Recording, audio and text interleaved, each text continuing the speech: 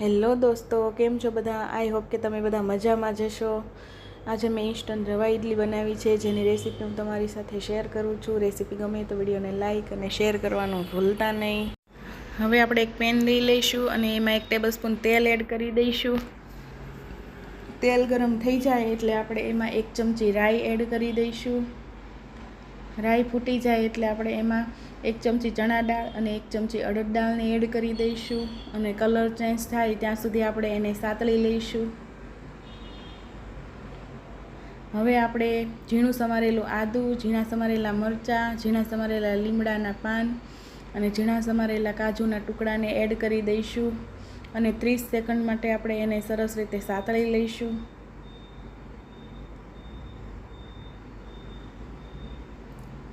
હવે આપણે એમાં 2 વાટકી રવો એડ કરી દઈશું અને એકદમ સ્લો ફ્લેમ પર આપણે એને શેકી લઈશું.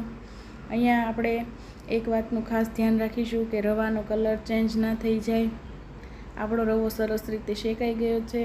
હવે આપણે એને ઠંડો થવા દઈશું. આપણે એક બાઉલમાં ટ્રાન્સફર કરી લઈએ. આપણો રવો સરસ રીતે ઠંડો થઈ ગયો છે. હવે આપણે એમાં ઝીણા સમારેલા લીલા ધાણા એડ કરી દઈશું, સ્વાદ પ્રમાણે મીઠું અને 1 વાટકી આપણે ખાટી છાશ એડ કરી દઈશું અને 2 વાટકી આપણે પાણી એડ કરી દઈશું અને મિશ્રણને સરસ રીતે મિક્સ કરી લઈશું.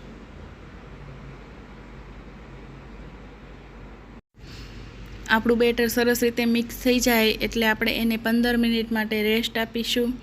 તમારી પાસે ટાઈમ હોય તો અડધો કલાકનો પણ રેસ્ટ આપી શકો છો. 15 મિનિટ પછી આપણું બેટર સરસ રીતે ફરમટ થઈ ગયું છે. હવે આપણે એમાં 1 નાની ચમચી બેકિંગ સોડા એડ કરી દઈશું અને 1 ચમચી જેટલું પાણી એડ કરી અને સરસ રીતે મિક્સ કરી લઈશું.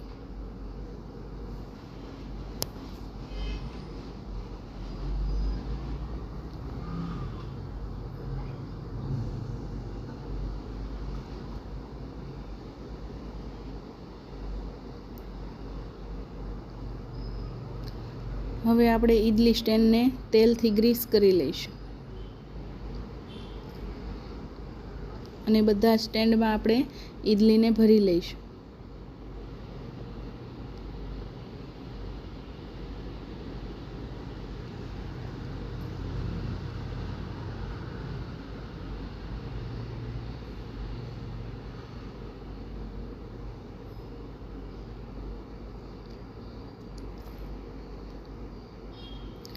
આપણે ઇડલીના સ્ટીમરને પહેલેથી જ આપણે ગરમ કરવા માટે રાખી દીધું હતું.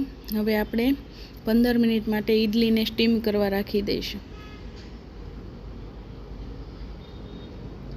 આપણી ઇડલી સરસ રીતે સ્ટીમ થઈ ગઈ છે. આપણે ચેક કરી લઈશું. હવે આપણે ઇડલીને સર્વ કરી લઈએ.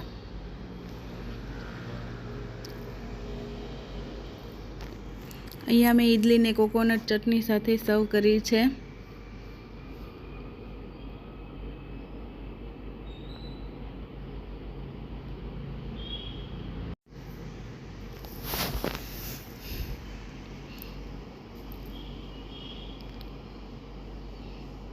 આપણી ઇડલી એકદમ સરસ સ્પોન્જ થઈ છે, તમે જોઈ શકો છો.